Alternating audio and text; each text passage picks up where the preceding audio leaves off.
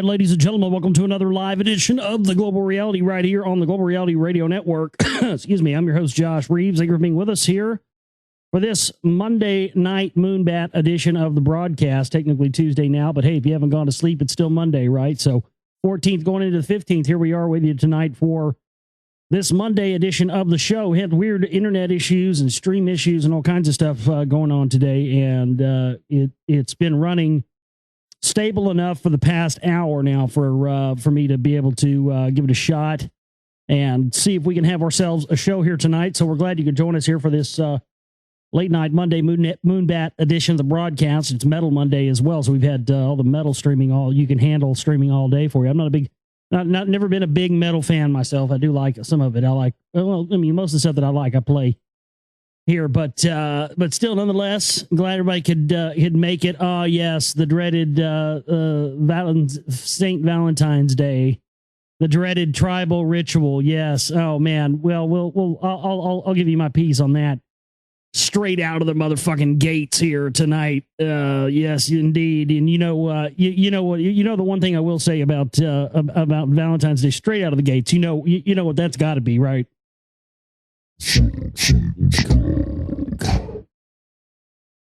Yes. Well, we will. Well, look. Let me go ahead and just make this perfectly clear. Tonight on this show, yes, we will be talking about Valentine's Day, and yes, you got it right there, Tracy. We will be talking about venereal disease as well. How'd you know? You're a fucking mind reader. Yes, I do have a story. I do have something concerning Valentine's Day, and I do have something concerning VD, venereal disease. So there you go. I'll be getting into both of those topics as well as a whole host of other topics and issues here tonight on the show.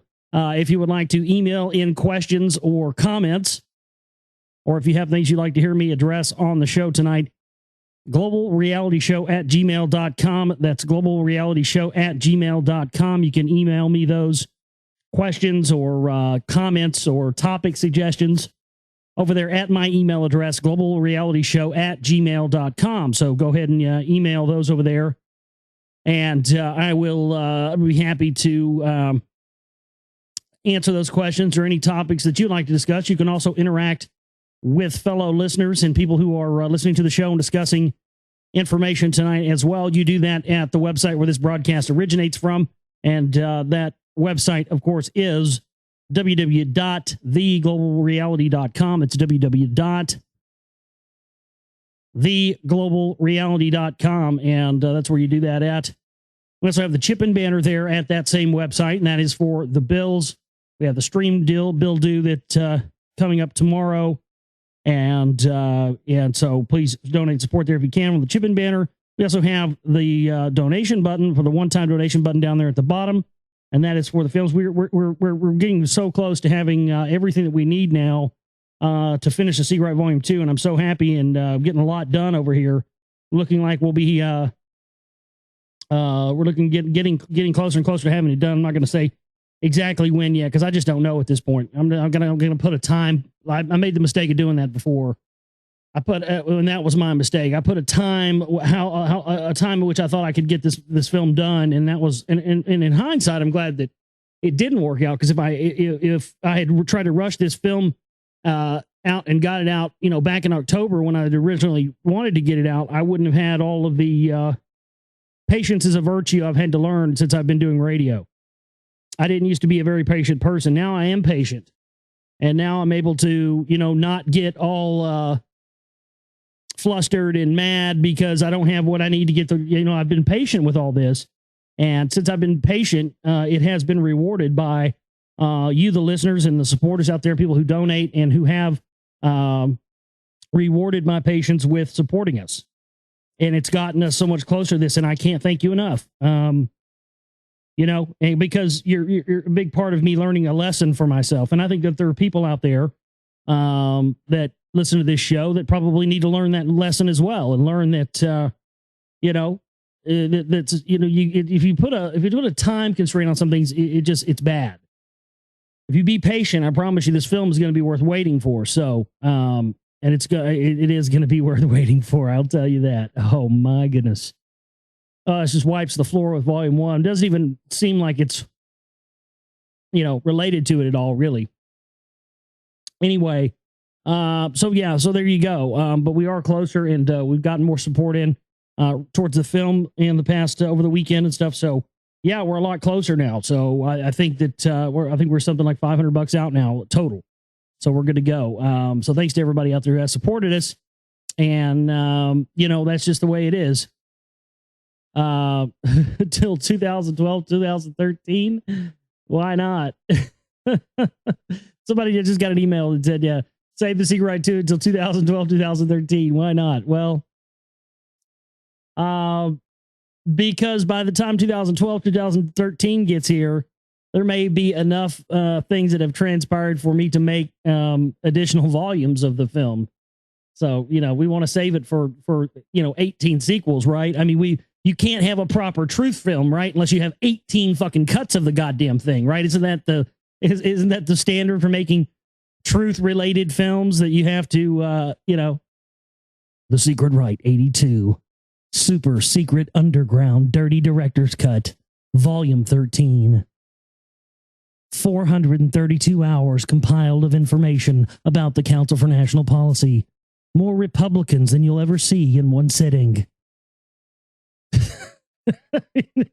I'm not planning on making this thing fucking War and Peace, all right? I want to be done with this and move on to other topics of films I want to make. I want to move on to other topics. I don't want to fucking, this is not going to be, the North and the South book volume 1 and 2, I'm just not going to do that. Oh man, it's tempting though, it's tempting because it's much easier to make a long film than it is to make a short film. Because there's always, more shit you can pack in something, but it's much harder to have restraint and try and have, try and make something that's palatable for a larger audience. But I think this film's going to be good because of the way that I'm presenting it.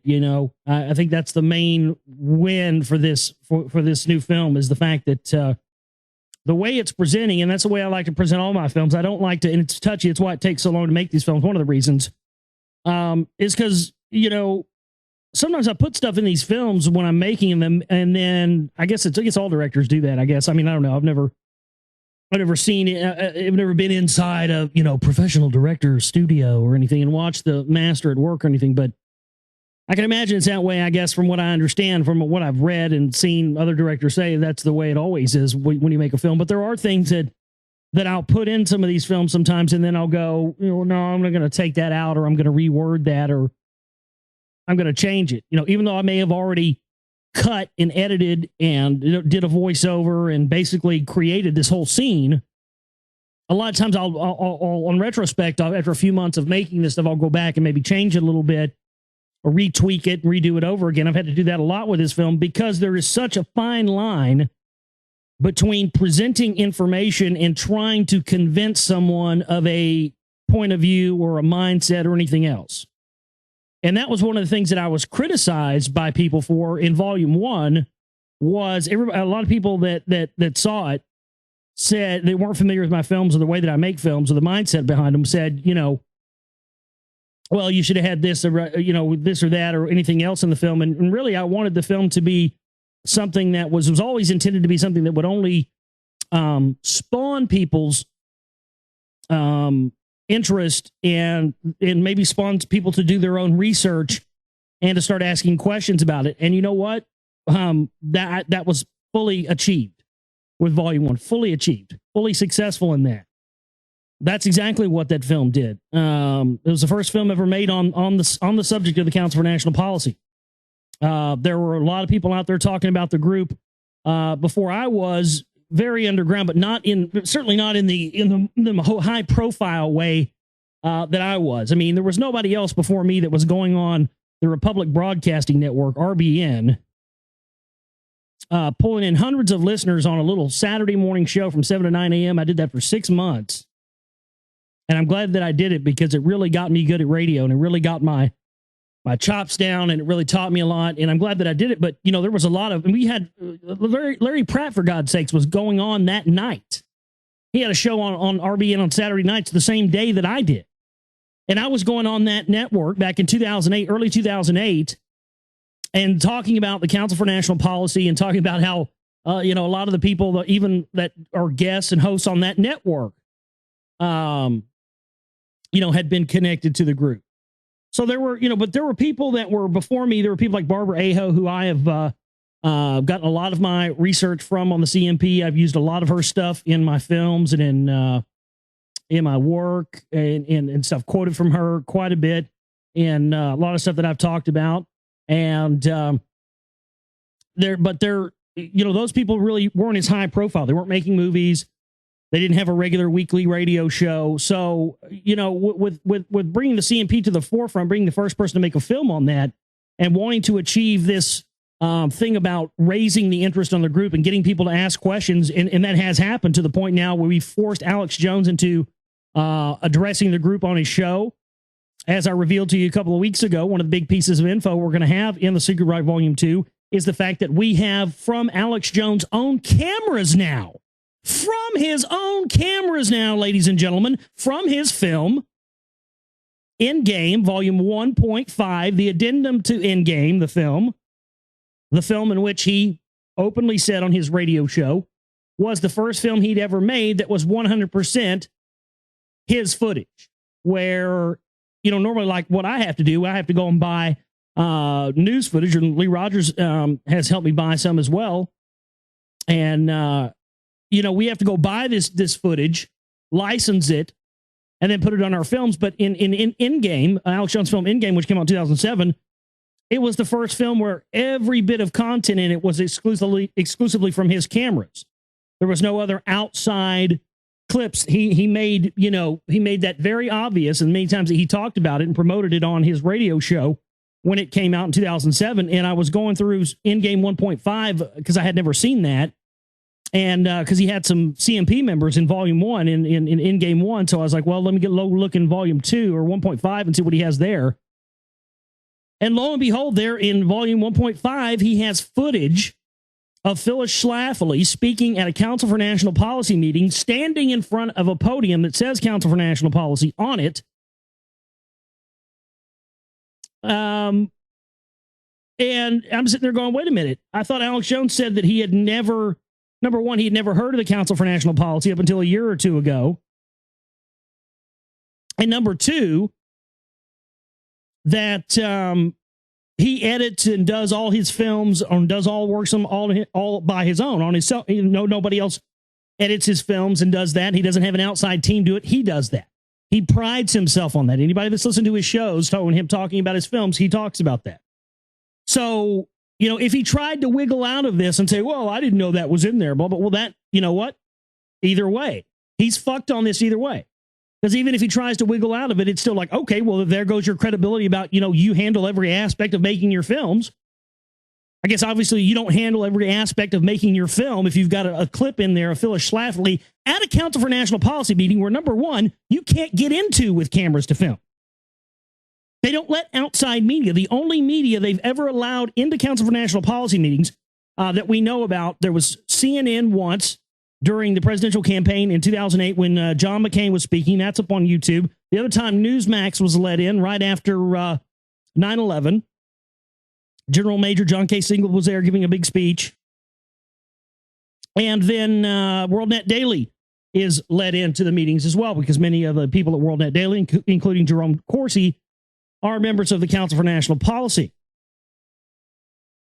So since Volume 1 of The Secret Right has been released, these are all the things that have transpired. So that's why the biggest question that I got from Volume 1, when people are saying, well, okay, well, now that we know who the group is and now that we know who's involved in it, then, okay, now why should we care?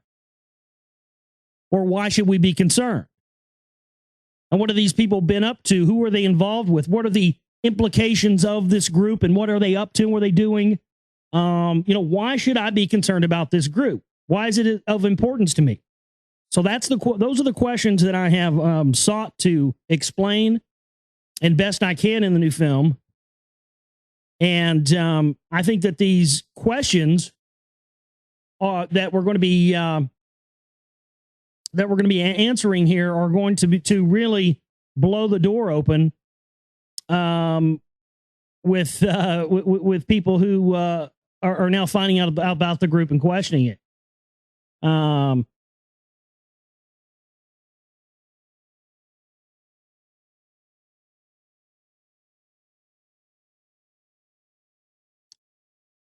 sitting here looking. Let's see here.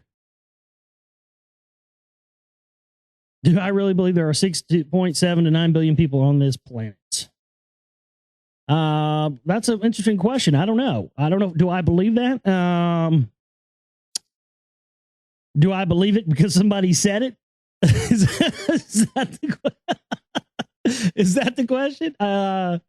Because if that's the question, then of course I'd have to go ahead and give that one a big no. But do I believe? I can't honestly answer that question. I don't know. Do I think that overpopulation has been exaggerated? Sure. I have this. I don't know. Maybe I have a naive faith in Mother Nature. I don't know. Maybe that's what it is. I just have a tendency to think that, I don't know. This is just this whole idea of it being possible for us to produce more people than the earth can handle seems like a fairy tale, harder for me to swallow than organized religion. Always has been. Now, I could be off the mark on that, and I could be completely wrong, and I'm not saying that just because I have that belief that I believe that I'm 100% correct in that belief, but it is a belief that I do hold.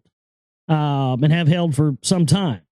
I just don't honestly believe that we would have made it this far if it wasn't possible to support life for as many people as we can have on this planet at any given moment. I just, and especially when I see the way that we do waste the resources that we do have.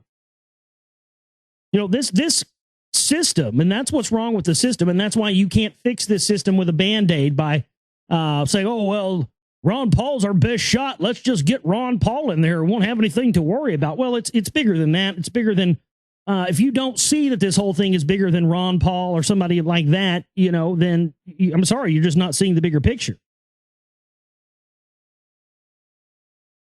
Because the bigger picture here is that the system that we have that's in place as it stands now is garnered on waste, and it's garnered on just a complete gratuitous use of resources that could be used in a much more efficient way and spread out over a larger section of the population. But what you lose when you trade that system is you lose the ability to make a profit. And that's not something these people are interested in. So it's profit over, over practicality. Really, it's just not practical for them to have a distribution of resources and a distribution of life necessity things that aren't based on profit. But is there really any other way that we can survive on this planet? Any number of us, no matter how many of us there may be, I don't believe there is. I think that is the source, sum total source of the degradation of our entire civilization, is the fact that resources and things needed for survival, food and shelter, have become something that you have to basically become someone else's indentured slave to be able to provide for yourself and for your family. But at minimum for yourself. And unless we are going to have leadership in office that is willing to put a blood oath down to say that is the system they're going to put in place, fuck a politician. You know what I mean? I mean, because if we don't have some leader or somebody around the world that ever steps up to the plate and says, what we have to do is do away with this for-profit system for necessities of life, and that's never going to happen. But that is what it would take for us to turn our society into something that could sustain a large amount of people on this planet. It also would completely do away with the need for a war apparatus or a war structure or a genocidal structure or a conquering structure or even a religious structure, wouldn't it? Because see, then your survival wouldn't be worth more than the survival of someone else, and someone else's survival wouldn't be worth more than the survival of you.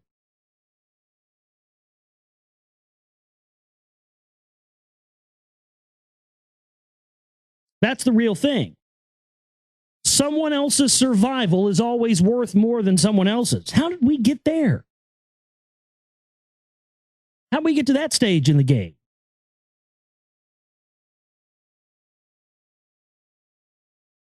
I mean, as a species, if we are putting anyone else's survival at more of a worth than someone else's, then we are basing that obviously on a system that is not based in providing for everyone. Obviously, that is a system that we would have to assume is based on some sort of elitist thinking or some way of thinking that is that someone somewhere believes they are better than someone else. How could anyone who is a member of the same species believe or come to the belief or acquire the belief that they are somehow better than someone of their same species that has the same organic makeup and is, the same as them, human? The only way that could happen is if it was supplanted there.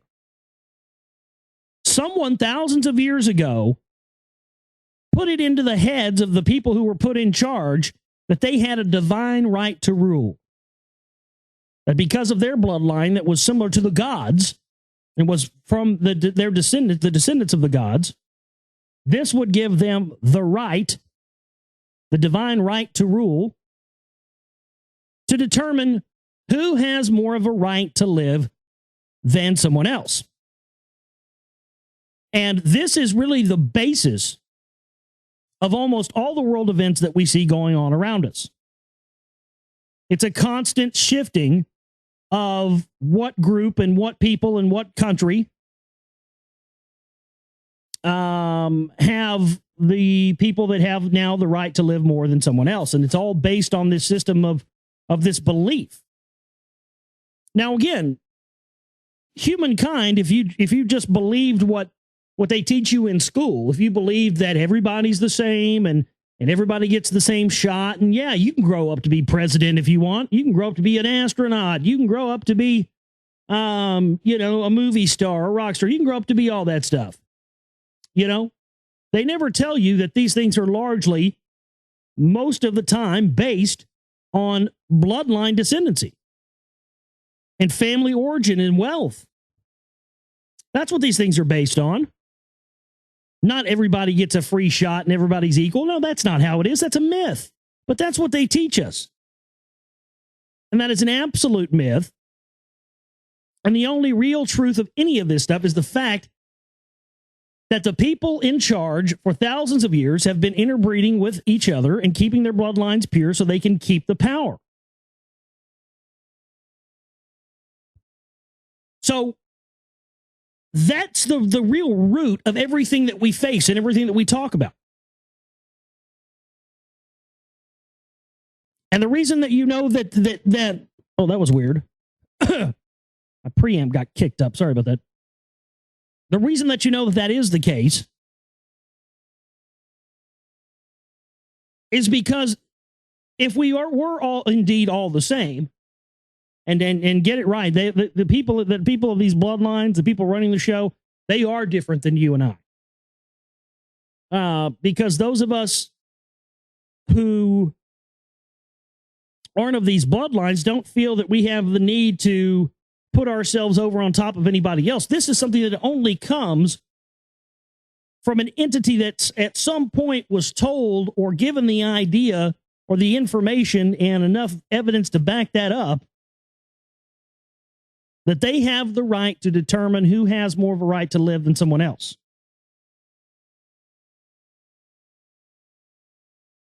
And so that gives us a pretty distinct and clear enemy, doesn't it?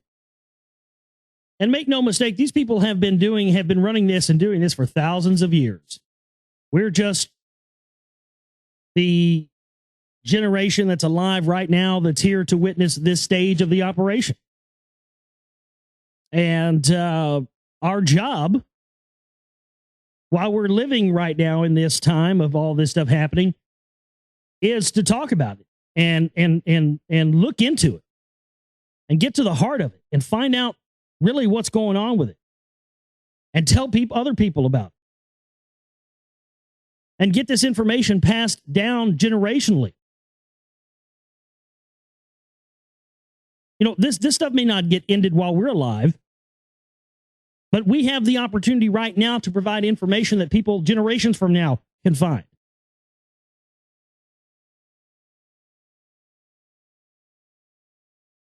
You guys hear that? I'm hearing radio signals come into my headset.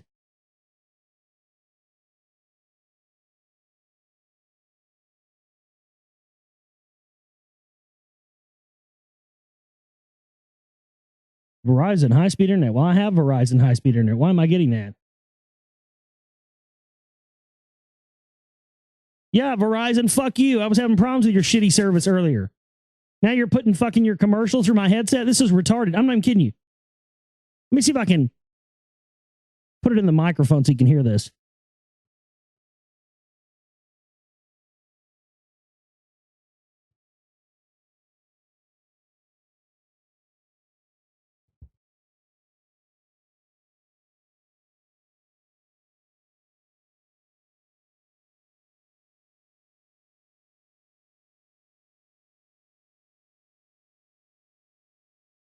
Well, this is fucking weird. Hold on. I'm listening to this.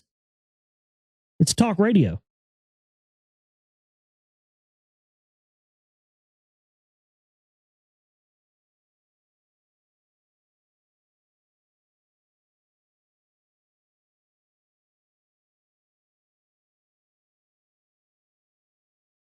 There's a fucking talk radio show coming through my headset. I'm not even kidding you. Where is this come? Where could this possibly be coming from? It's like something in my electronics is picking up a radio signal. This is fucking weird.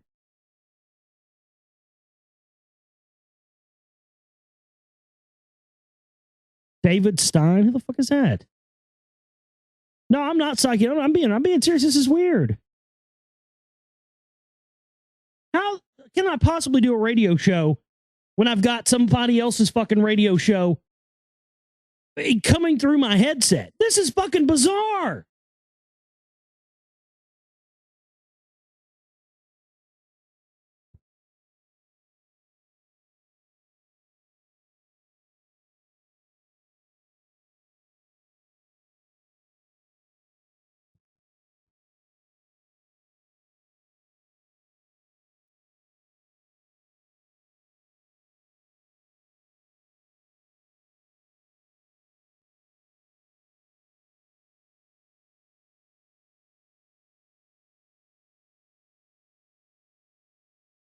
Yeah, this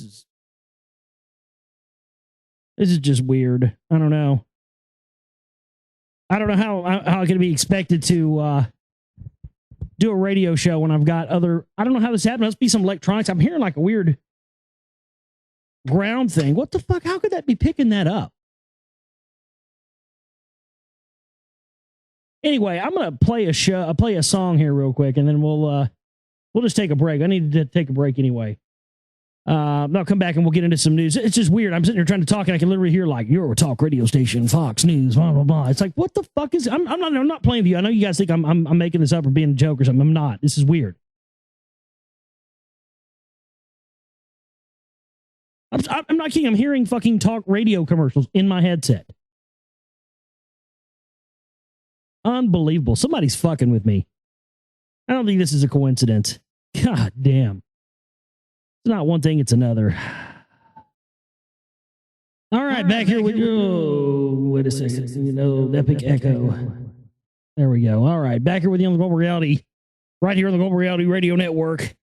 We still got weird talk radio coming in my headphones. I think what it is I added this 25-foot headphone cable to my headphones because I was extending stuff so I could you could reach over to where my drum kit is so I can record stuff.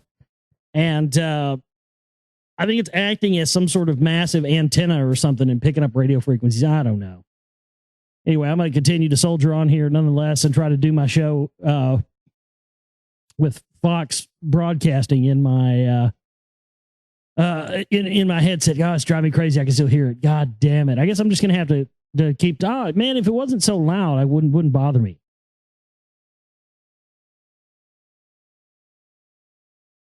Now we're getting a sports report.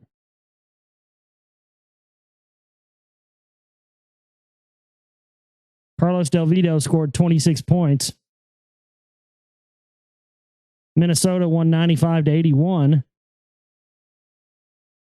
Blazers have won 16 straight.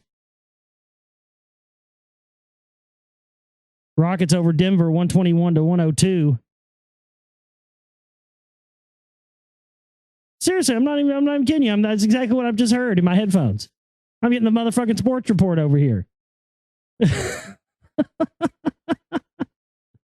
My goodness.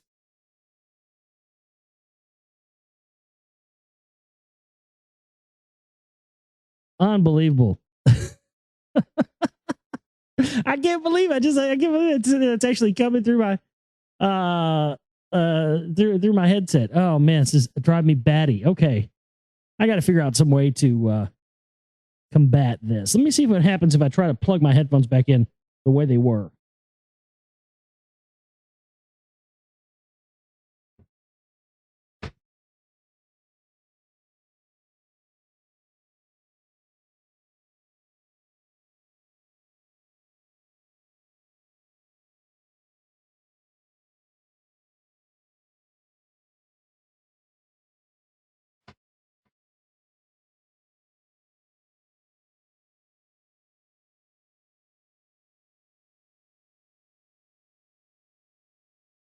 Damn it.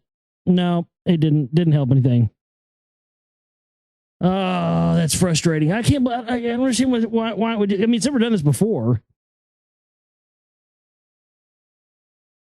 The snoring center. Do you have sleep problems? All right. I'm going to do my best here and try. God damn it. It is Moonbatty now for sure. So weird. It's never happened before. And all that weird internet shit was going on today too. Unbelievable.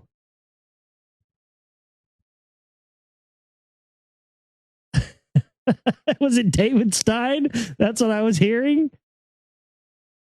It's just great. All right, let's see here. Now I can't find the story I was going to talk about. Where did it go? I love when that happens. Here it is. As far back as 296 BC, according to World Book Encyclopedia, there was worship of the god Pan, also called Faunus and Lupercus. Cupid is the Latin name for the god of sexual love. The arrow and the heart have sexual meanings that go back to worshiping Babylonian gods. Pagan Romans celebrated February 14th and 15th as an idolatrous, sensuous festival called Lupercalia, in honor of one called Lupercus, the hunter of wolves. On this day, Lupercalia, which was later named Valentine's Day, the Luperci, or priests of Lupercus, dressed in goat skins for a bloody ceremony. The priests of Lupercus, the god wolf, would sacrifice goats in a dog and then smear themselves with blood. These priests made red with sacrificial blood, and would run around Palatine Hill in a wild frenzy while carving a goatskin thong called a febra.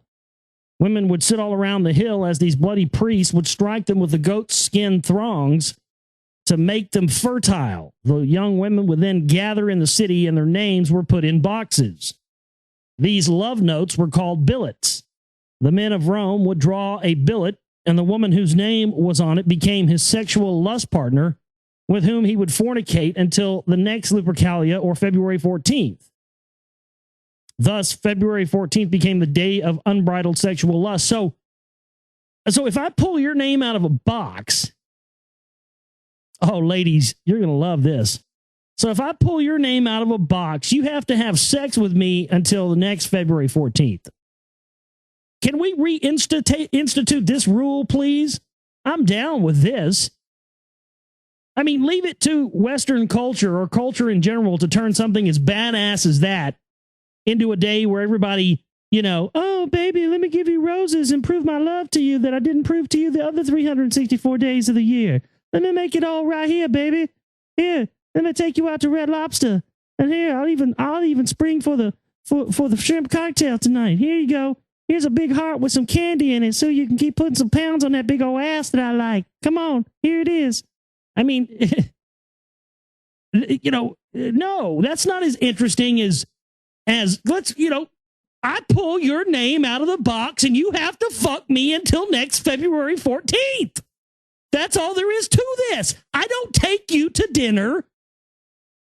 I don't buy you candy in a box shaped like a heart. I don't bring you roses. I pound the shit out of your vagina until next year. Period.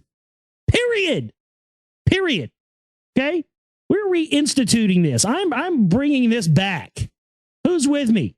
Ladies, I'm bringing this back. That's all there is to it. Now that I know the truth, and that's what we're after here on this show, now that I know the truth about Valentine's Day, this is what we're doing. Okay? I draw your name out of a box. I'm pounding that ass for the next year. That's it. That's all there is to it. Talking about Be My Valentine. Fuck yeah. No wonder. See, it all makes sense to me now. This is why this is why, oh, will you be my Valentine? It's like, that's kind of a shitty way of putting it. Will you be my Valentine? No, will you be my, will you be my glory hole for the next year? My goodness. Only problem is I'm probably going to be sitting around with an empty box with no ladies' names in it. That's probably going to end up happening. I'll end up drawing the name of my sex doll out of the box every time. Like, oh fuck, it's Rubbery Suzanne again. Shit. God damn it. That's been 10 years in a row I've had Rubbery Susan pulled out of the box. I want a different Valentine. Man. How about Pocket Pussy Penny or whatever, let's get somebody different in here. But no, really, I mean, that's a totally different, that changes everything. I mean, we always knew this whole Valentine's thing was a joke, but my God. I mean, these people, this is what, to me, this is, this is what the priest class have been up to, folks. Seriously, I'm not even trying to be funny. They've taken everything and made it worse, not better. The color red was also sacred to that day because of the blood and of the heart shape that is popular to this day. The heart shape was not a representation of the human heart, which looks nothing like it. The shape represents the human female matrix, or opening to the chamber of sacred copulation. Oh yeah, baby. We're going to have some sacred copulation tonight. You're going to let me in your heart. And by heart, I don't mean the one in your chest. When the Gnostic Catholic Church began to get a foothold in Rome around 3rd century AD, they became known as Valentinians. The Catholic Valentinians retained the sexual license of the festival in what they called angels in the nuptial chamber, which was also called the sacrament of copulation. This was said to be a reenactment of the marriage of Sophia and the Redeemer, as the participants of the February 14th ritual began their sexual sacrament, presided over by and watched by the priests known as Valentinians. The following liturgy was spoken. Quote, "Let the seed of light descend into thy bridal chamber. Receive the bridegroom. Open thine arms to embrace him. Behold, grace has descended upon thee." As time went on, the Orthodox Church suppressed the Gnostic Catholics and manufactured St. Valentine, whose day continues to be celebrated in these modern times. It should be without saying that the Christians should avoid Valentine's Day like a plague. In God's eyes, it's still Lupercalia, the day of the wolf, when men become wolves. Yeah, men become wolves because they're fucking. You know? That's the whole thing. It was supposed to be about fucking. The whole thing was about fucking. And random fucking at that. I mean, it's about fucking strange ass. That's what this day is about. This is the day we celebrate fucking strange ass. That's what it is. I've never met you. You never met me. We don't know each other from Adam. But by God, if I pull your name out of that box, you are fucking me for the next year. And I'm fucking you for the next year, too. Maybe you're not attracted to me. You know, maybe you're that girl that I see sitting at the back of the bar every time I go. It's, you know, pretty large. And I avoid her like the plague. I mean, you know, it may not be a good thing. Maybe you don't want to pound that ass for a year. But you know what? Fuck it. That's what it's about. You got to do it. Oh, this is unbelievable. So anyway, yeah, that's the moral of the story. Valentine's Day has been turned into candy and Olive Garden instead of pounding some random ass. And that's what it was always supposed to be about. And you know, of course, as usual, I mean, and just like Christmas. Easter, let's talk about Easter. Easter was the same way. Easter was another fertility ritual where everybody was drinking hemp beer and fucking, you know, taking mushrooms and eating, you know, that's where the whole chocolate thing came from, because they would eat chocolate with the mushrooms that they would ingest. And, you know, it would basically make them, you know, climax harder and stuff. And Christmas, too. I mean, my God, Christmas was about, you know, going out and gathering the mushrooms up and hang them in stockings over the fire so you could dry them out and then eat them and trip balls. You know? We've taken the fun out of everything. We're supposed to be like evolving as a species, and we've done nothing but take the fucking fun out of every. You'd imagine how much cooler Christmas would be if every year you got to hang out with all your family and just let everything go for once and let all the bullshit go and just trip balls and, you know, hang out at the house by the fire and drink eggnog and fucking, you know, eat turkey and smoke the hookah and all kinds of shit, hanging out with a fam. Well, that'd be great. Grandma, grandpa, mom, dad, everybody's just sitting around fucking, you know, tripping their tits off. Merry Christmas. You know. Instead, what do we get? We got this lie that somehow we're celebrating the birthday of Jesus. That's what it is. It's the birthday of Jesus. It's the birthday of Jesus. Jesus was born on this day. It's Jesus. Jesus was born on this day, December 25th. I mean, goodness.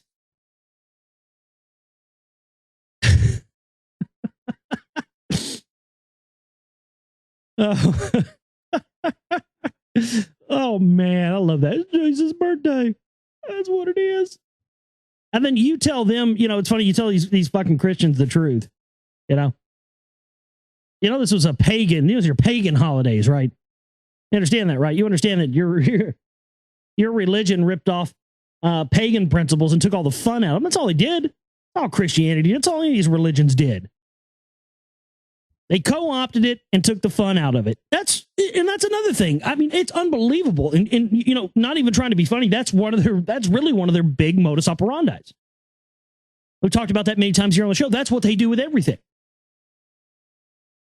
They did that too. I mean, everything that's started by real people, any secret societies that have ever been started, any underground groups, underground societies, you know, anything like that, think tanks, special interest groups, activist groups, anything that's started by the people and not from one of the state sponsored or priest class sponsored entities is co-opted, has the life sucked out of it, and then is trotted out there as if it's still same business as usual as what it began. You see this in the business world. They do this in the business world too. You know, how many companies out there can you name or can I name that we've seen that happen to? You know, like for you know this such and such company 20 years ago or 30 years ago produced, you know, great high quality stuff. And now all their stuff is junk, but it's still got that name on it. And that's what's selling. I mean, you can think of hundreds of products like that, right? Well, that's the same thing they do with anything. And that's what religion has done. And it's interesting that we can always tie back the people that have always co-opted things that have been started at the, you know, real life grassroots non-government entity level. Those always trace back to religious organizations.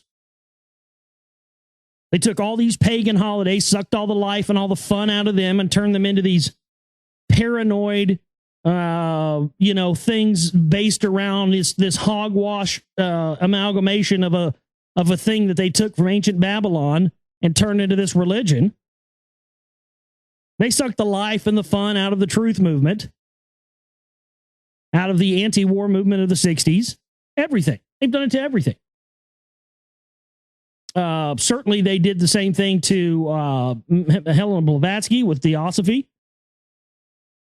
They took her group and everything that all her work that she had done.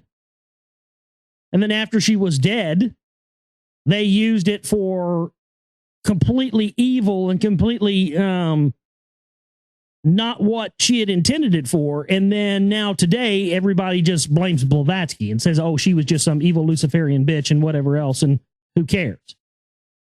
That's actually not the truth. The ideologies that Hitler and the Nazis and the rest took on about Theosophy came as a result of the American branch of Theosophy, which split off from the European branch and became the most well-known and most joined branch of Theosophy, American Theosophy, that the UN sponsors through the Lucis Trust. It used to be known as the Lucifer Trust. It's what they published all of Alice Bailey's books through.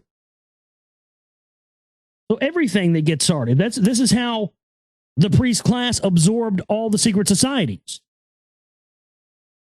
And that's exactly why the priest class now today, and you see these flunkies like Stan Monteith and others who Freemasonry is all satanic, Luciferian devil worship. I love how they say satanic and Luciferian together as if it's the same thing when it's completely opposite of each other. But you notice how these clowns always say Freemasons run everything. It's all the evil Freemasons. And the Freemasons never had any intent to do wrong until that organization was infiltrated and co-opted hundreds of years ago. And now they're put out there as the scapegoat. Freemasons and Jews are the same thing. And oftentimes you see these clowns, these white nationalist guys running around saying, oh, it's Freemason Jews run the world. Freemason Jews run the world. They're actually, do you know how many people are actually out there that believe that? That Freemasonic Jews run the planet. They really believe that.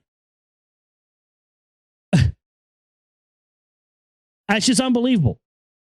But it makes total sense once you understand that these are the people that have co-opted these groups and put them out there as the scapegoats and the red herrings so that the real power can go on untouched. That's what they've done with all the groups through the years. And probably they may or may not do that. At some point, they may not do the same thing to the CMP. But what's interesting about the Council for National Policy is that with this group, we've really hit something here and really struck a nerve that they would like to not have any attention drawn to. And that's why I've always felt the need to draw attention to that group, is because even by their own statements, they've said that that's why they don't allow media into their meetings. That's why they don't release who goes to their meetings, who are members currently. Because they do not want people in the current framework, in the current mindset of whatever the political spectrum is at that moment in time, to know what's going on in these meetings. Now, we know for a fact they are setting policy and things of that nature in these meetings, much to the chagrin of what Phyllis Schlafly might tell you. But even Bob Barr, Council for National Policy member, ex-CIA, head of the NRA, even Bob Barr admitted in his book, The Meaning of Is, that they cooked up the plan to impeach Clinton and have the big media fiasco and all that happened in 1996 at a Council for National Policy meeting. Now, let me ask you, if a group in secret can meet to concoct a plan that they can get the entire media apparatus, the entire power structure of Washington, D.C., and the entire country of the United States to get behind, and that was the impeachment of Bill Clinton, does that or does that not to you sound like these people have some power and can shift some policy around? I don't think we need any more proof than that, but luckily we have loads more. But that's one of the big ones for me. You know, and that argument of, they just meet and have dinner and it's just a discussion group and we have dinner, blah, blah, blah. Okay, well then somebody needs to go ask Bob Barr why in 1996 in his book, The Meaning of Is, he made that statement. That they cooked up the plan to impeach Clinton, that they then were able to get the media, all the people of the United States, the government, everybody else to get behind. I mean, that's pretty powerful, don't you think? They also admit that they got George W. Bush in office. And that Tim LaHaye met with George Bush at a campaign stop in San Antonio, Texas, and gave him a questionnaire. And when George Bush assured Tim LaHaye that he would appoint only pro-life judges to the Supreme Court, Tim LaHaye said, okay, you have our approval. And at that moment, before that, there weren't any, the approval ratings for Bush were low. Gore was whooping his ass. It wasn't even close. But as soon as Tim LaHaye was given the assurance at a speech he gave in San Antonio in front of the Council for National Policy, to this day, they still won't release what was discussed by George W. Bush in that meeting. Most of their meetings and their keynote speakers are, they release the text transcript of the speeches from the Council for National Policy, and they even to this day will not release the speech that Bush gave, because of the things that he stated. And lo and behold, what happened after that? We had what happened in Florida. Remember in 2000? Remember that? Well, guess who pulled all that off? That was all related to minions inside of the Council for National Policy. Go watch The Secret Right Volume 1. Ken Blackwell. No, we got that clip of him in the bus with Larry Pratt, Alex Jones, big Gun Owners of America buddy. Mr. Contra, working on Pat Buchanan for the down there on the Center for Strategic, the Inter-American Security Council, running that money between the illegal gun trade in America down to the Contras in the 80s. Yeah. See, we got all that dead to rights now. And that's the biggest thing here. When they told Bush, when Bush assured the Council for National Policy that he would do their bidding while as president, they rigged the elections. We have the proof of the people that were involved in the rigging were all CMP members.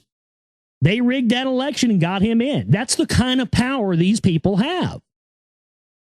They have the power to impeach presidents, and they have the power to rig elections to get presidents in.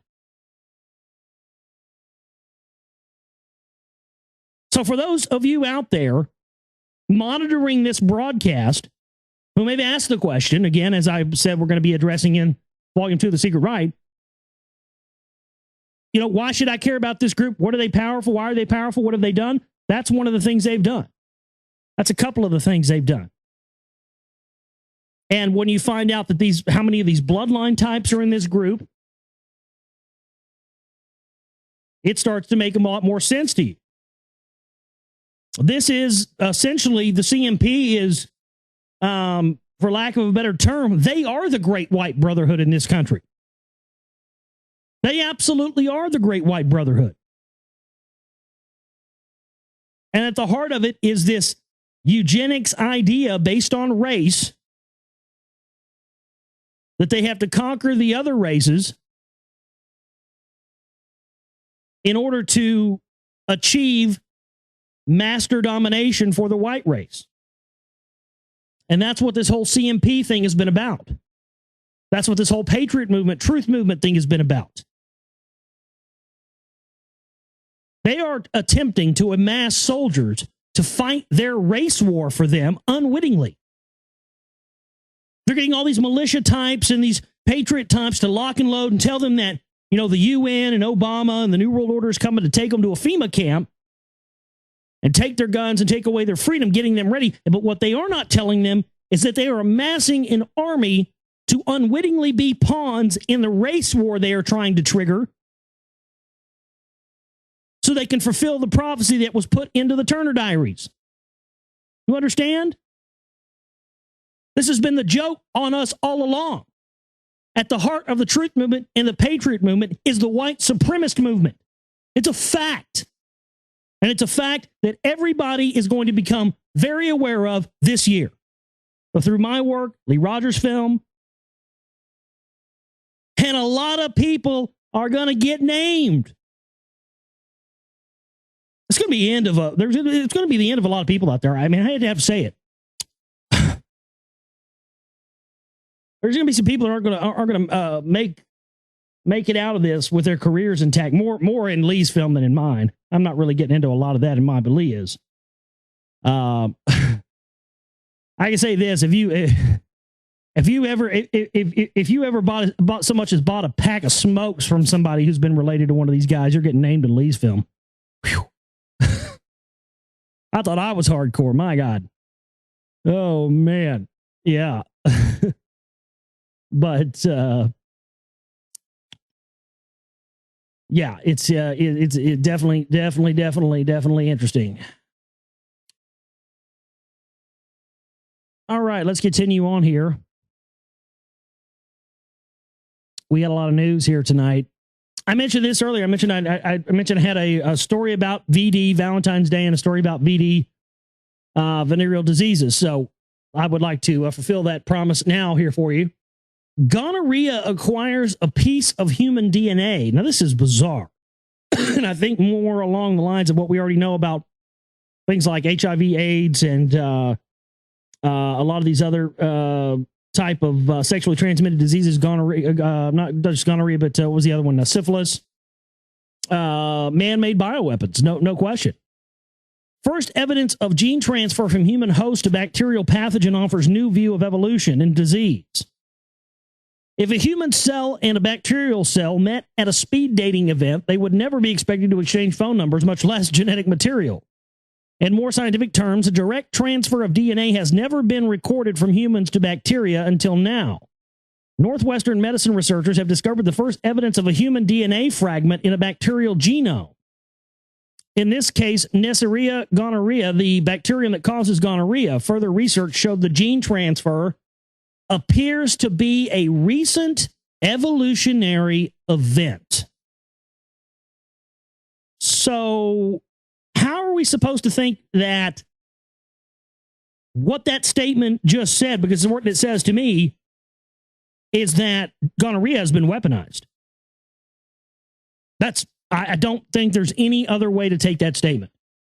They have now effectively weaponized gonorrhea. That's what that statement means. Let me read it to you again. Further research showed the gene transfer appears to be a recent evolutionary event. So it's something that just happened and was caused by someone. The discovery offers insight into evolution as well as gonorrhea's nimble ability to continually adapt and survive in its human host. Gonorrhea, which is transmitted through sexual contact, is one of the oldest recorded diseases and one of a few exclusive to humans. This is evolutionary significance because it shows you can take broad evolutionary steps when you're able to acquire these pieces of DNA. The bacterium is getting a genetic sequence from the very host it's infecting. This can have far-reaching implications as far as how the bacteria can adapt to the host. Right, so if it takes a piece of your DNA, it can then know everything about what it needs to know about you to attack you more effectively. And this just happened overnight. That's what they want us to believe here.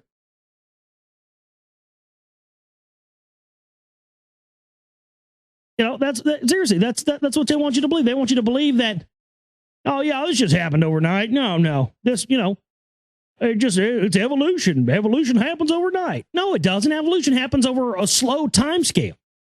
That's another lie they try to sell us on. Oh, well, blah, blah, blah. Humans, we evolve faster than other animals. What? Wait, excuse me. If you believe what these clowns try to sell you on evolution, and personally I don't, they'll have you believe that everything else on the planet evolves slowly, and humans, we just happen to evolve faster than everything else. No, we weren't genetically tinkered with or anything like that. No. That's an unbelievable story there. Well, the talk radio left for a bit. Now it's come back again. Let's see here what else we have tonight. GR-2-14-11 surveillance robot that sees through walls and detects breathing. Coming soon to a neighborhood near you, I imagine. The GR-20H is a remote-controlled surveillance robot that is so sensitive it can not only detect motion through walls, but to ensure no one goes unnoticed, it can also detect the breathing of a stationary person. Packing a fine beam ultra-wideband multi-gigahertz radio frequency sensor array, as well as multiple integrated cameras for day and nighttime visibility, the GR-20H was designed by surveillance imaging specialist Tia Links to provide improved situational awareness to soldiers while keeping them out of harm's way. The lightweight and agile robot travels on Caterpillar tracks and is remotely controlled via a laptop that can be located more than 300 feet away. So there you go. More surveillance bots.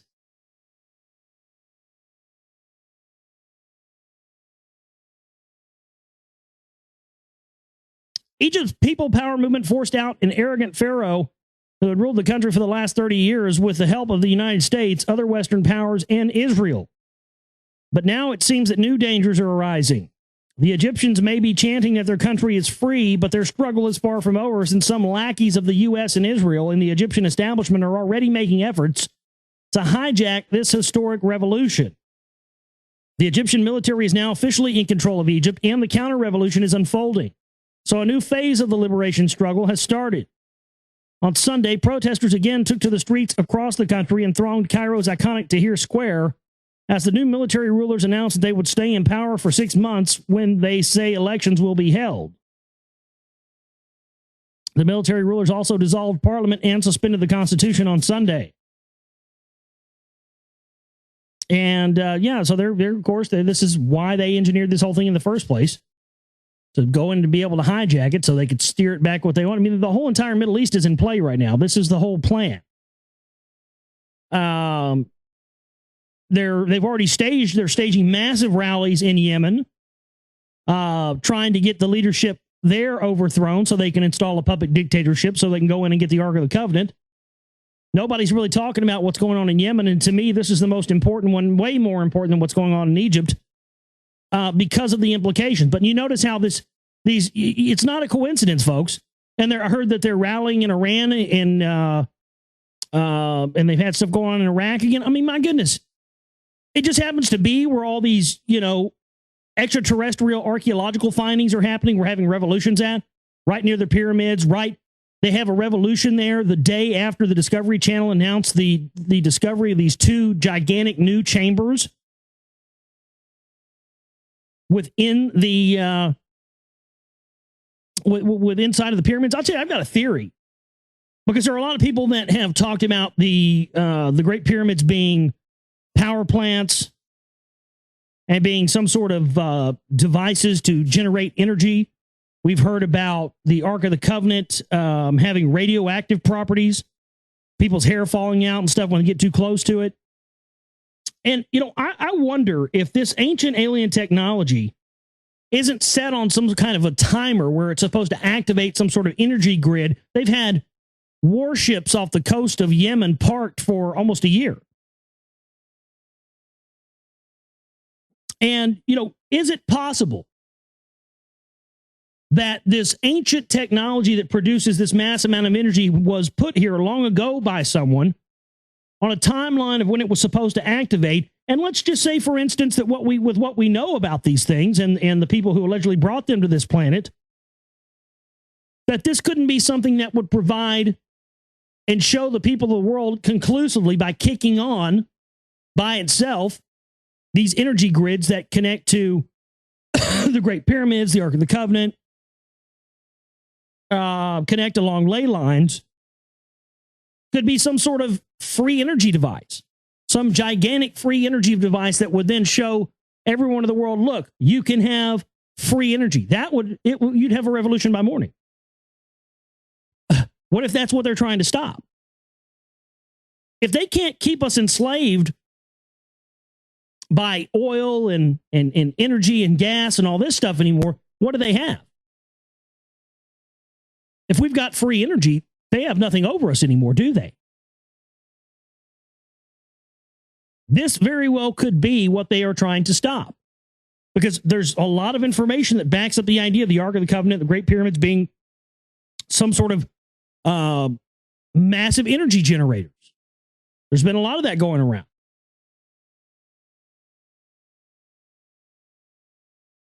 But anyway, let's get back into this news here. Thousands of protesters have taken to the streets across Yemen for the 4th straight day, demanding political reforms and the downfall of Ali Abdullah Saleh, the country's long-serving president. The 3,000-strong throng of demonstrators in the capital, Sana'a, comprising students, human rights activists, and lawyers clad in black robes, clashed with police and pro-government supporters on Monday.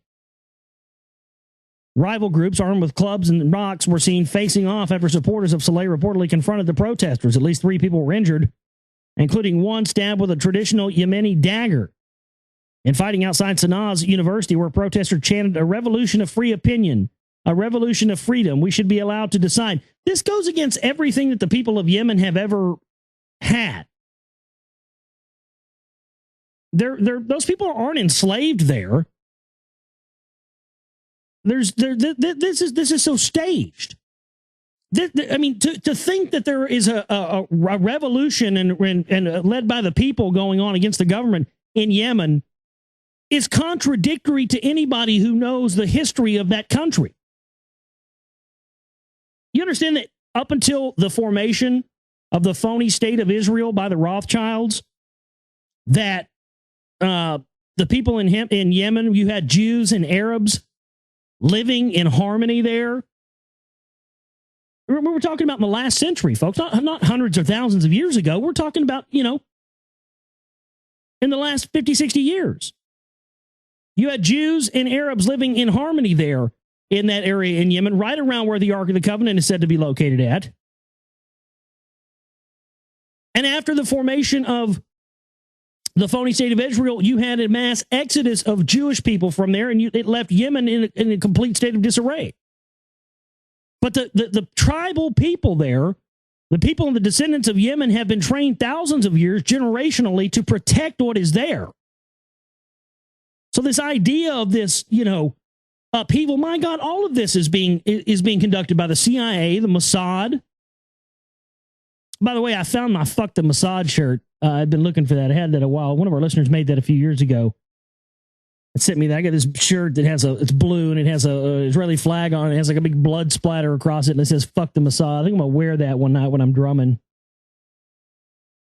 It should be a big hit down here in the Bible Belt, Southern Baptist South, where I live. They ought to like that a lot. What's that on your shirt, boy? Looks like a Star of David with blood on it. I don't like it. Let's see what else.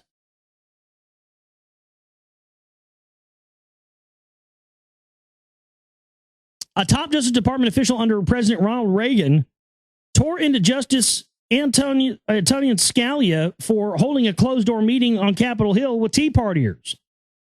Unbelievable. That guy's Opus Dei, man.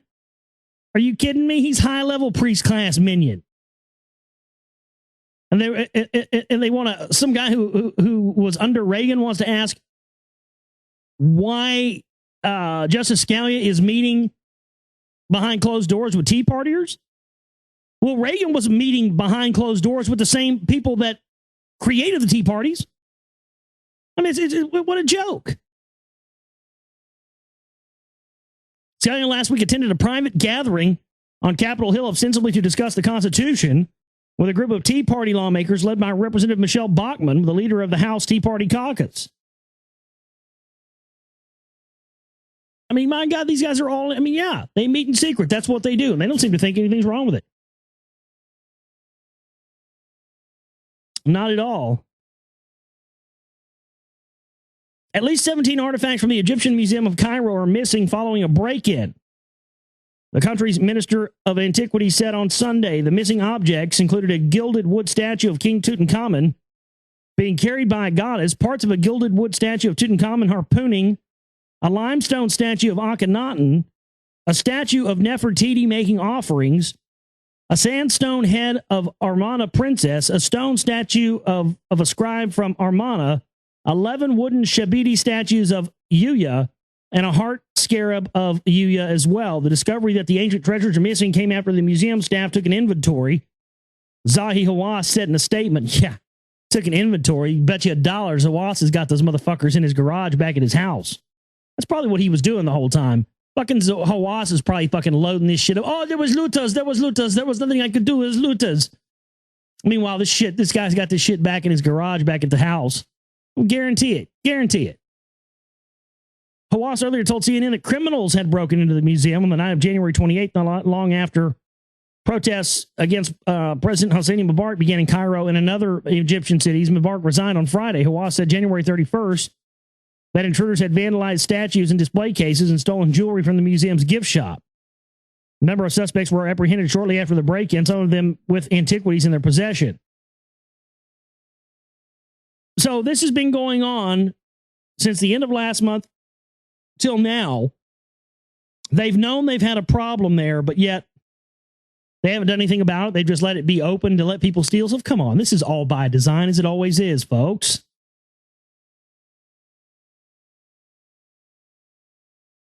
This is about these artifacts. We now have technology has progressed now to the point where we didn't have a context for what a lot of these ancient writings and these ancient things were talking about 20, 30, 40, 50, 100 years ago.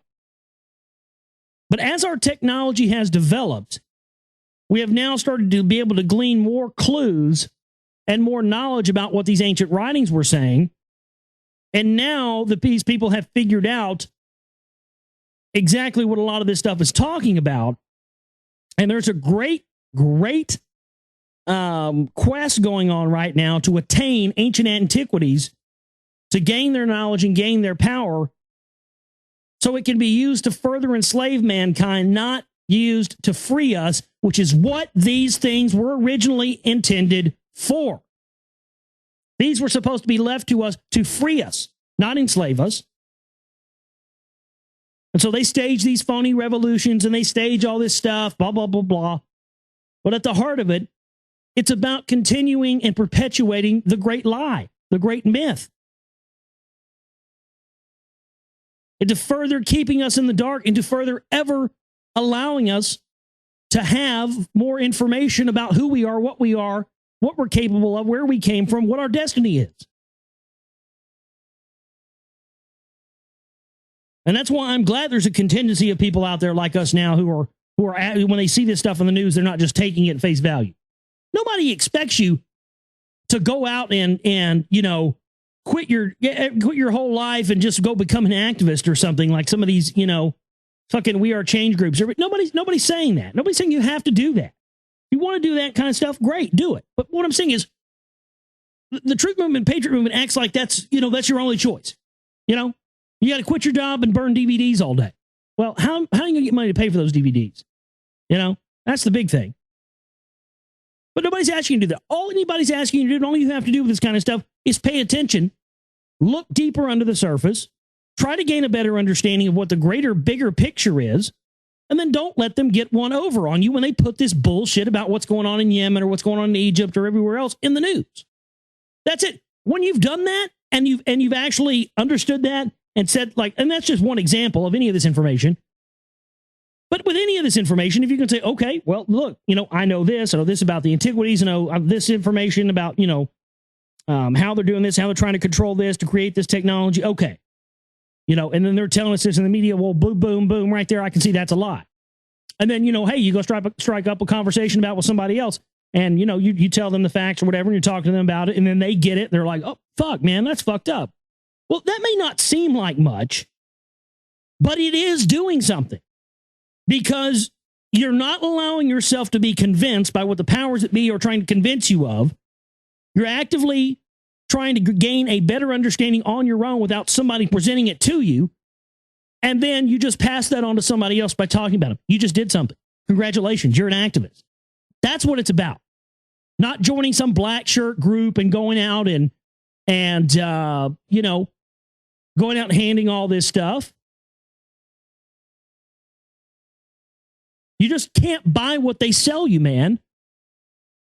Think for yourself, gain an understanding, and begin to figure out why knowing all this stuff is important.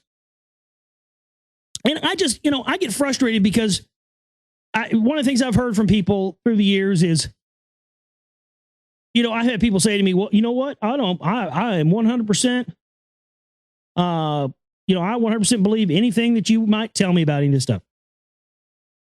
Wouldn't doubt any of it for a second, Josh. Wouldn't doubt that one thing you tell me on this for a second would be true. But I just choose personally not to, just to ignore it and not worry about it. And that's a dangerous road. Dangerous road. Because you know what? I'll tell you this. And this is something I can say from experience and what I've seen in people. When you do that, this stuff comes knocking on your door a whole hell of a lot quicker than it does when you're paying attention to it. That's a fact. And the people who try to, engage in the ostrich syndrome and just say, well, no, I know it's real. I know it's true. But I just choose to ignore it. I choose not to worry about it. I can't, man. You know what? You are the motherfucker it's going to come and hit first. You're the motherfucker it's going to whose roost it's going to come home on first. That's just how it is. I can't tell you how many times I've seen it, man. People said that to me, They don't doubt anything that I have to say about this stuff is true, but they don't want to know about it. They don't really want to look into it, and they don't really want to, pay attention to what me or anybody else is saying about it because they just want to ignore it, but yet know it's there. Again, that apathy road. Why is it that we're so obsessed with apathy? Apathy's retarded. It just is. And we just love apathy, don't we? We would just love that whole thing. Oh, well, I don't give a fuck, man. I don't give a shit. Fuck it. No, ain't nothing I can do about it, man. Fuck it. Fuck that shit. Yeah, I know they're doing it. I know this, that, but fuck it, man. I just want to get drunk, man. You know, I don't go down with New World Order or any of this stuff. I mean, shit's fucked up, man. You know, the whole world's fucked up. You got to leave people running it, man. But I can't do nothing about it, man. I got to go down here and work at the Quickie Mart tomorrow. I got my wife on my ass. I can't be worried about what they're doing. Well, you know what? Think about all the things in your life you wish were better, and then realize that all those things could be better if you were paying attention. Because if you were paying attention, at least then you would know the source of your misery. At least then you would know why you're stuck working this shitty job that you have, and why you were programmed into living out and playing out this life that you have. You're playing out and living out this life that you have because at some point in the game, probably when you were in your maturing late teen years, 16 to 18, 19 to 20, someone convinced you that the way that you are a good person is to live your life and do things in exactly the same way that everybody else does it. Go to school, go to college, get a job, get married, have kids, repeat cycle. Somebody along the way convinced you that that's what you had to do to be normal. And if you decided that you didn't want to go to school and go to college and find a mate and have kids and you know, work the 9 to 5, that you could still be happy and live a life that would be okay without having to submit yourself to this endless cycle where everybody is, you know, just the same. But that's where the source of most misery comes from. Is because, you know, you realize along the way that, my God, my whole life has been lived for somebody else.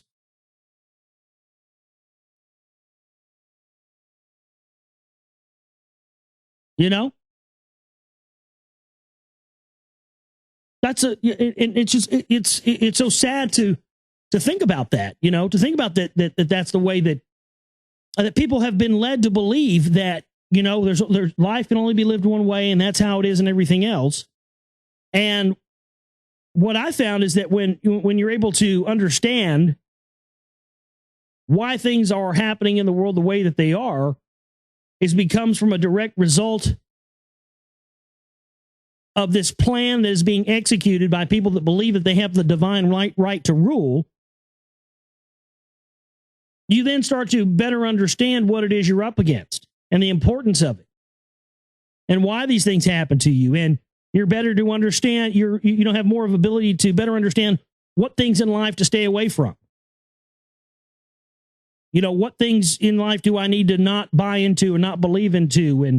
And you know, what products they're trying to sell me, or what ideology are they trying to sell me that I need to stay away from and be wary of? You know, what do I need to worry about if I subject myself or my children or whoever else to television and the things they're going to get bombarded with by media and culture? You have to be very aware of all those things. And in our culture, we're not ever given any warning or a disclaimer about our culture. I mean, our culture and our society and our TV and our media and all this stuff should all have disclaimers on it from day one. You know, because seriously, because we are subjecting people to one of the greatest weapons ever unleashed on humanity. And we just think it's harmless. We subject ourselves to it. And when you aren't aware that there are groups of people, individuals, think tanks, consortiums, bloodline families, people who make up groups like the Royal Institute of International Affairs and Tavistock Institute, the Rand Corporation, and all these groups who meet to figure out what ways to effectively propagandize you, and you are unaware of that, and you just, you know, blindly pop yourself down in front of the television or blindly set your kids down in front of the television, you need to be aware of just what it is you are subjecting yourself to willfully. What did Howard Beale say in Network? The greatest goddamn propaganda machine ever unleashed on mankind? You better believe it.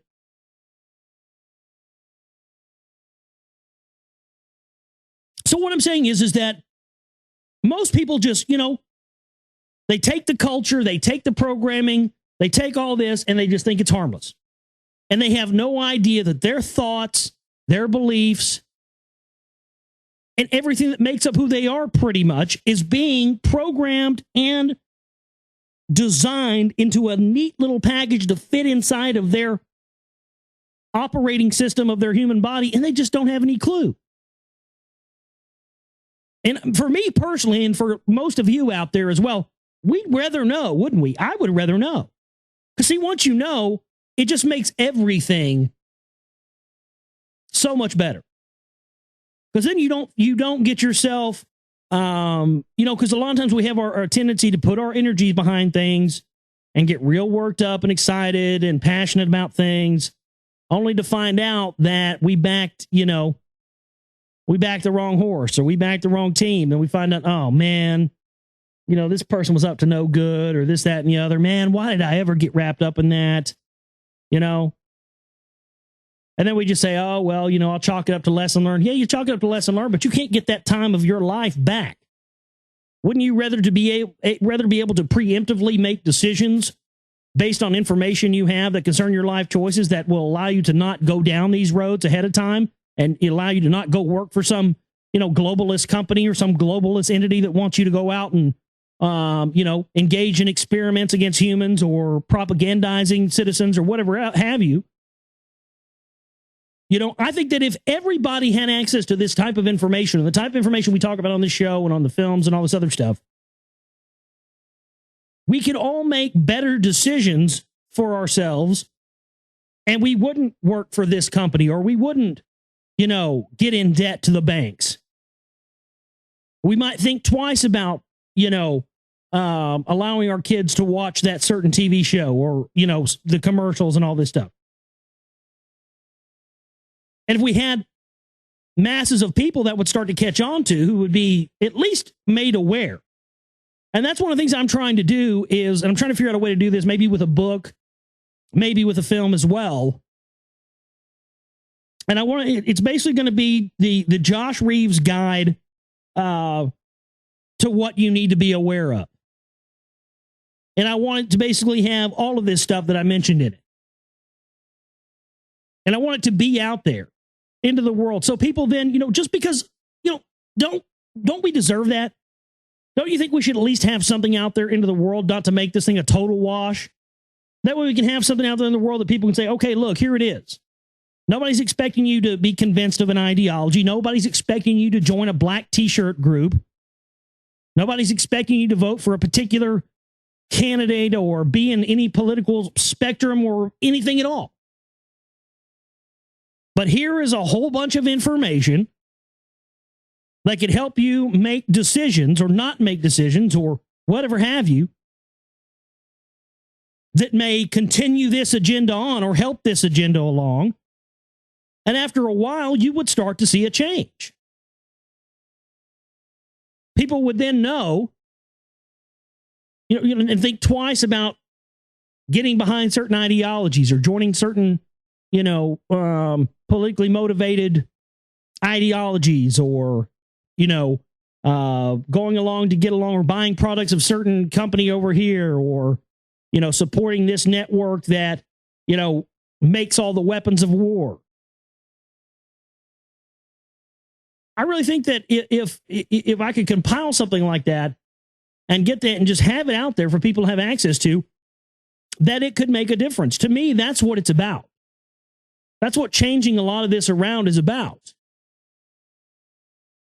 Not by trying to convince somebody that I'm right and you're wrong, or, this, you need to listen to me right now about what I'm saying about FEMA camps, or you're going to a FEMA camp. You need to listen to me about 9/11 truth. 9/11 truth, you need to listen back. That's been the tactic of Alex Jones, scream and yell at people and just beat them over the head into submission to this stuff. Free will just goes out the window. Pay attention to this info. Know everything there is to know about it right now, or you are going to get raped by a pit bull Darth ski mask cop and sent to a FEMA camp. I mean, that's just not a very polite way to get somebody's attention.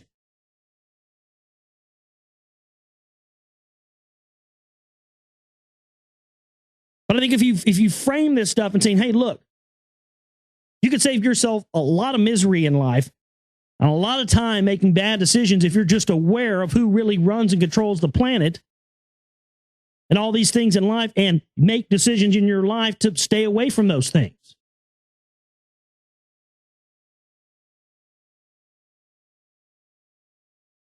I really do. I really think that this could be a very, very big tool in helping to try to turn things around. I mean, what do we have? What do we have to lose at this point, right? We might as well try to put something out there like that. To me, it sounds like much more of an effective solution than, beating people over the head with this information until they acquiesce to wanting to know about it. That's just not going to happen with some people. There are a lot of people you can beat over the head with this till the cows come home, and they're never going to be interested in it. And I just, I don't know, man. I just don't have time for that empathetic stuff anymore with anybody. Yeah, I'm aware of it. Yeah, I believe everything you have to say about it, but I just don't care. I'm just going to, go on about my life and not pay attention to it. Well, if any of you out there hearing the sound of my voice right now are of that mindset, and I don't think if you are of that mindset, you're probably not listening to my show anyway, so this is probably all for naught. But just in case, I can promise you that with that attitude, this stuff is going to come knocking on your door sooner rather than later. And boy, I'd hate to be in your shoes. Because I can tell you this, it's much easier to deal with this stuff and understand it and figure out ways to operate outside of it when you know what's really going on and what the whole master plan is and what the game is. For so long, up until now, I mean, we've been kept in the dark.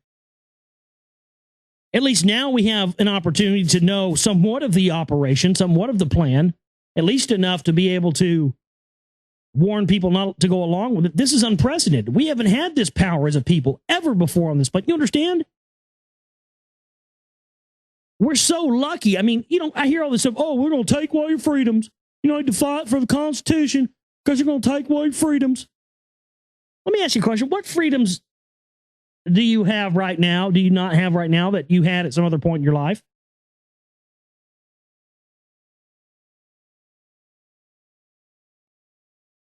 I can't think of one.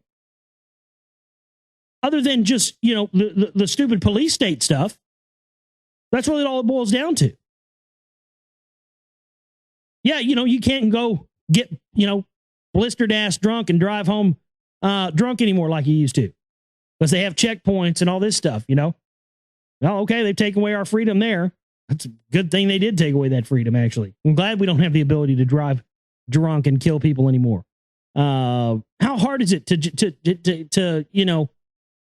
take a cab or the bus or, I just never got that. Or how hard, or why not just go to the liquor store and buy a shit ton of liquor and go home and get plowed and don't drive anywhere? I've just never understood that. But I don't know. What freedoms what freedoms do we have not have now that we had a long time ago? I'm just trying to figure this out.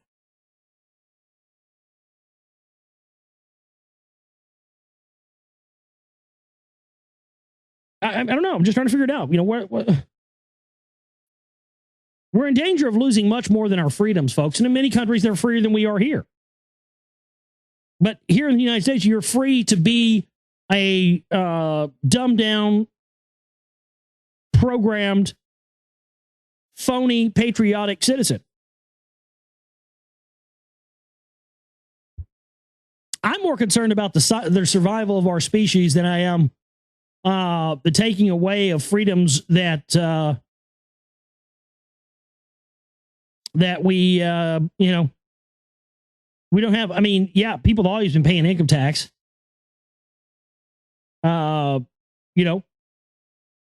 been prohibition laws and all this other stuff for years and years and years. I mean, correct me if I'm wrong, but the Constitution didn't have any provisions in it for marijuana being legal or hemp being legal or any of this other stuff, did it? No.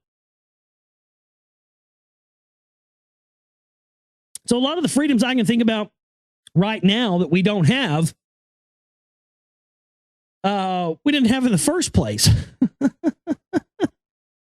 I'm just trying to deconstruct the ideologies that are touted out in the mainstream truth movement and patriot movement. I mean, so much of this stuff is overblown, but then a lot of it isn't overblown. A lot of it is true. And then a lot of the stuff is not covered or talked about and seen as fringe when it's actually more important than the topics that the mainstream truth and patriot movement are telling us we need to focus on. It's just so screwed up, man. So backwards. It'll wear you out trying to keep up with it sometimes, believe me. Whew. About worn myself out on this stuff tonight. Let's see if we have any other news I want to discuss here tonight. Here's an interesting one. The Russian space agency suggested February 14th that a foreign power may have been behind the space accident earlier this month that disabled one of the country's most modern military satellites. Uh-oh. This could be big. Russia on February 1st launched a high-tech GR-2 craft to help the military draw a three-dimensional map of the Earth and locate the precise positions of various targets. News reports said that the satellite was a vital part of Russia's effort to match the United States and NATO's ability to target its missiles from space. But the craft briefly went missing after its launch, only to reemerge in the wrong orbit that left the craft unable to complete its assigned task. The Russian military and space agency set up a joint task force to investigate the accident, but it has presented no official results thus far. One unnamed space official told Interfax news agency, however, that initial evidence suggested that the craft went off target after one of its booster rockets inexplicably reversed course. The probable cause may involve electromagnetic intrusion on the automatic controls. So somebody apparently may be tinkering with satellites using electromagnetic weaponry. Very interesting here. And you see all this stuff that they're talking about now, and it makes you wonder, if makes you wonder if this indeed could be one of those little incidents that goes along to prove what a lot of people have speculated, including myself, and that is that they may be getting ready to stage a World War III scenario to basically reset the economy. Very well could be with this as well. I think with this cyber warfare stuff and this weather weaponry and electromagnetic warfare and space-based weapon stuff, I think that all of this is the new battle frontier that they're getting ready to have play out in a new. See, I think that it's going to be the same thing they did after World War II. All the technology and everything that was going on during the war effort during World War II. What did it do after the war was over? It set about a new era for all the countries of the world on this planet, didn't it? You had the rise of the League of Nations, and then the rise of the United Nations, and you had the first use of the atomic weaponry. And that's what I see playing out now, is that they want to have a worldwide warfare scenario play out that will showcase all of this new technology, so that then that technology will then become a part of our lives from then on after that war is over, you see? I mean, it's unbelievable to see that this is where it's heading, but it indeed is heading that way. Man. Oh, I got to cover this, and I'll put a link to this in the chat room as well. Confusion across the internet as various earthquake watchers have noticed that the U.S. Geological Survey may be removing recent earthquake data from the U.S. Geological Survey website. Original sources on various websites have stated that earthquakes were listed on the U.S. Geological website, but quickly removed. There's been no official statements as yet by the U.S. Geological Survey regarding the questionable quakes. In the meantime, the internet alternative media is buzzed with chatter regarding the issue. So Apparently, they're saying that there's been an earthquake swarm around Yellowstone, and it's being summarily covered up.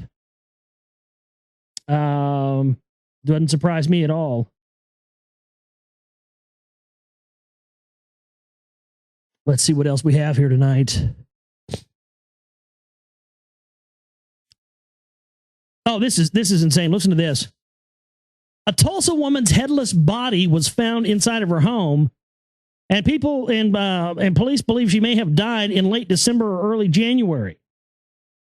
Tulsa police made the discovery Monday morning in the 5300 block of East 21st Street while checking on the well-being of the 55-year-old woman who had not been seen since Christmas Day.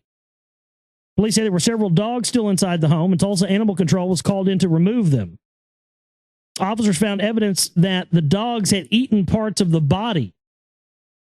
The woman's head was found in another part of the home. It is not clear who called the police and asked them to check on the woman. Police believe the woman died of natural causes many weeks ago. Her body has been taken to the state medical examiner's office. So she died of natural causes. And I guess her head fell off and the dog ate it and carried it into the other room and chewed on it. All right. That's fucked up.